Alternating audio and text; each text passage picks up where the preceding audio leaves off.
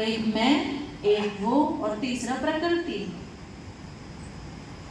जब मैं आत्मा और मेरी प्रकृति, क्योंकि शरीर किससे बना है? प्रकृति के 5 तत्वों से। तो मैं आत्मा और शरीर जब दोनों सतो प्रधान होते हैं तो सतयुग कहलाता है। और मैं आत्मा और प्रकृति दोनों के अपोजिट होते हैं, वो गुलाम होते हैं, तो फिर कलयुग कहलाते हैं, राइट। और इसके बीच में हमें शक्ति देने वाला और समझ देने वाला कौन है? परमात्मा। इसको कहते हैं परम आत्मा, परम पुरुष। क्लियर हुआ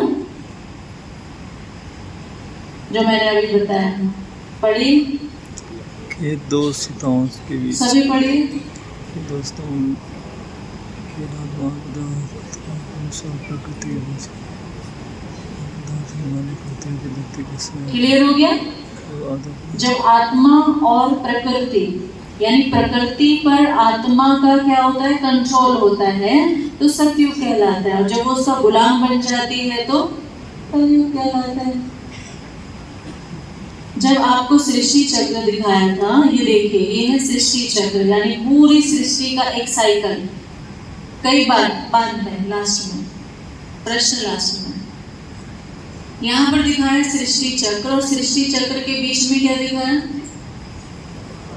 जी? इसको क्या कहते हैं? स्वास्तिका।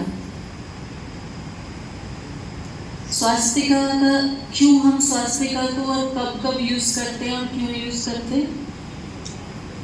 हाँ जी, कोई भी शुभ काम करते हैं तो क्या करते हैं? स्वास्तिका बनाते हैं। और बनाने के बाद उसके नीचे क्या लिखते हैं? शुभ लाभ। कोई नई गाड़ी आती है, कोई नया मकान बनता है, शादी ब्याह होते हैं, तो हम लोग और दरवाजे पर दोनों दरवाजे पर क्या बनाते हैं? स्वास्तिका। इसका मीनिंग क्या होता है? खाली बनाने से वो काम शुभ हो जाता है? हो जाता है। आपको एक सच्ची घटना बताते हैं। 2 कुमार थे, यूथ 20+ उम्र के, सेंटर पर आए। वहाँ आपने देखा होगा, यहाँ जो ब्रह्मा कुमारी की गाड़ी है उसके पीछे एक स्टिकर लगा होता है, देखा लाल किरणों वाला। तो जब भी कोई नई गाड़ी लाते हैं तो वो स्टिकर लगवाते हैं। तो लेकर आए तो स्टिकर, तो बाइक लेकर आए, तो हम लोग भी क्या करते हैं? स्वास्तिका बनाया और स्टिकर लगा दिया। उसका छोटा भाई बोला, दीदी ये ना बहुत तेज बाइक चला के लाया था और हेलमेट भी नहीं लगाया। तो मैंने कहा, भाई आप सोच रहे हो कि स्वास्तिका लगाने से और स्टिकर लगाने से आप मृत्यु से बच जाओगे, तो ऐसा होने वाला नहीं है। स्वास्तिका मतलब स्वयं की स्थिति में टिक कर जो कार्य करेंगे, स्वयं माना आत्मिक, और आत्मा क्या है? ज्ञान स्वरूप है, सुख स्वरूप है, शांत स्वरूप है, आनंद स्वरूप है। जब हम उस स्थिति पर टिककर काम करेंगे, वो काम शुभ होगा और उस काम को करने से लाभ होगा। खाली बनाने से शुभ लाभ होने वाला नहीं है। आपने हेलमेट नहीं लगाया, स्पीड 100 से ऊपर है, तो आपको स्वास्तिका बचाएगी? नहीं। हाँ या ना? नहीं। तो वास्तव में वो स्वास्तिका कब से चली आ रही है? ये सृष्टि चक्र से चली आ रही है। यहाँ स्वास्तिका जो बीच में साइकिल में जो स्वास्तिका दिखाई, इसको 4 युग में बांटा हुआ है। यानी पूरा जो साइकिल है, जैसे दिन रात का साइकिल 24 घंटे का होता है, ऐसे ये पूरे सृष्टि का साइकिल है 5000 वर्ष का। और इस 5000 वर्ष में 4 युग होते हैं। कौन कौन से? सतयुग, द्वापर। सुने 4 युग आप सबने? कौन कौन से होते हैं? सतयुग, त्रेता, द्वापर और कलयुग। अभी कौन सा युग चल रहा है? कलयुग। कलयुग। कौन सा युग? कलयुग। कोई संगम कह रहे हैं, कोई कलयुग कह रहे हैं। कौन कौन कहते हैं कि कलयुग चल रहा है? अच्छा, कौन कौन कहते हैं संगम युग चल रहा है? बाकी कौन सी लिस्ट में? जिन्होंने दोनों में हाथ नहीं उठाया क्या कहेंगे? पता ही नहीं। जो बताओगे सत्यवचन महाराज, ऐसा।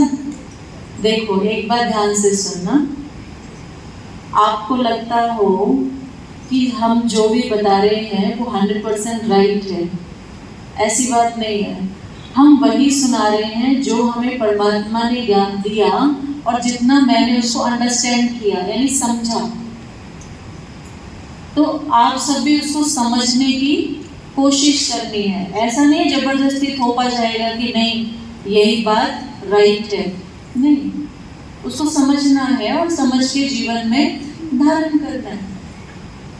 तो आज तक 4 युग तो सुने होंगे, सतयुग, त्रेता, द्वापर और कलयुग। अब आप बताइए कलयुग के लिए बहुत सारी बातें, हमारी मनुस्मृति एक पुस्तिका है, हमारे नहीं मतलब बाहर का शास्त्र है, उसमें कलयुग की निशानी लिखी है। क्या क्या निशानी लिखी है, अगर किसी ने पढ़ा हो तो? घोर कलयुग की निशानी, हाँ जी, पाप चरम सीमा पर होगा।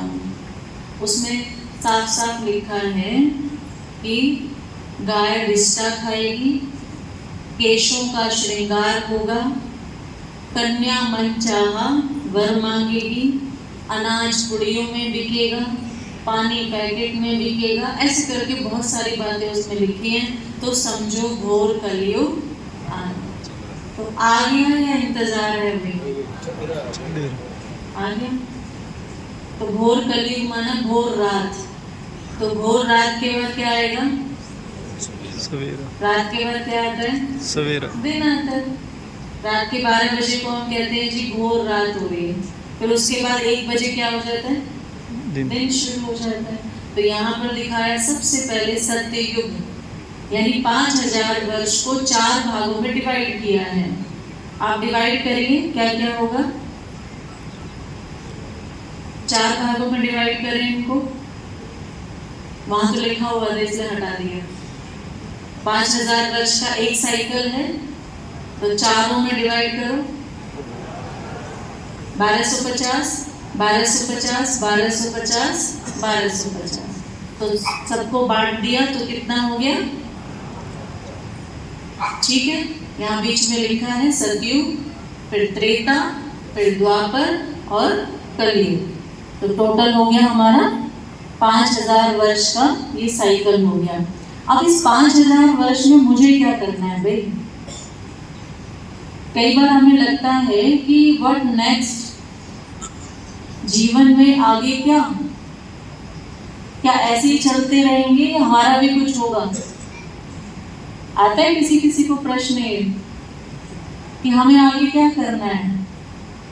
ये जन्म मरण ऐसे ही चलता रहेगा या मुझे कुछ उसमें इनिशिएटिव लेना है? तो क्या करना है? तो आपने देखा कलयुग के बाद फिर से साइकिल रिपीट हुआ और क्या आया?